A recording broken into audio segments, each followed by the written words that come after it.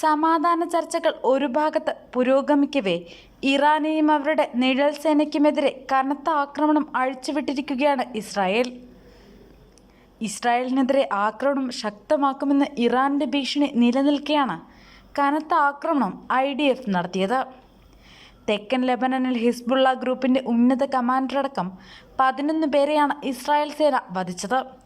വടക്കൻ ഇസ്രായേലിലേക്ക് നുഴഞ്ഞുകയറ്റം നടത്തുന്ന ഹിസ്ബുള്ളയുടെ റെഡ്വാൻ ഫോഴ്സിന്റെ കമാൻഡർ ഹുസൈൻ ഇബ്രാഹിമും കൊല്ലപ്പെട്ടവരിൽ ഉൾപ്പെട്ടിട്ടുണ്ട്.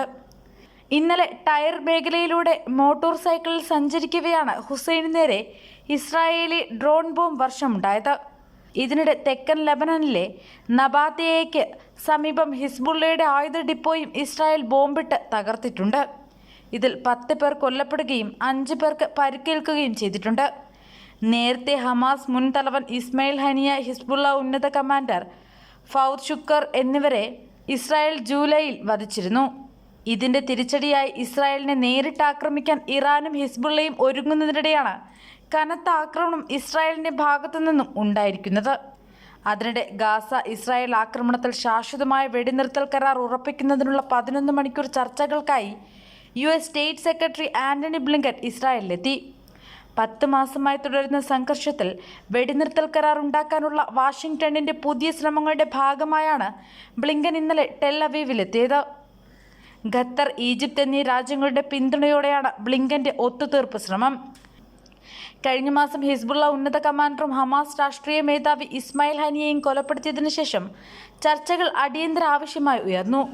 വെടിനിർത്തൽ എന്നത് പശ്ചിമേഷ്യയിലെ അക്രമ സാഹചര്യങ്ങൾ കുറയ്ക്കുമെന്നും ഗാസയിലെ യുദ്ധം മേഖലാവ്യാപകമായ സംഘർഷത്തിലേക്ക് വേഗത്തിൽ നീങ്ങാൻ കാരണമായേക്കാവുന്ന പ്രതികാര നടപടികളിൽ നിന്ന് ഇറാനെയും ഹിസ്ബുള്ളയെയും പിന്തിരിപ്പിക്കുമെന്നും പ്രതീക്ഷിക്കുന്നു.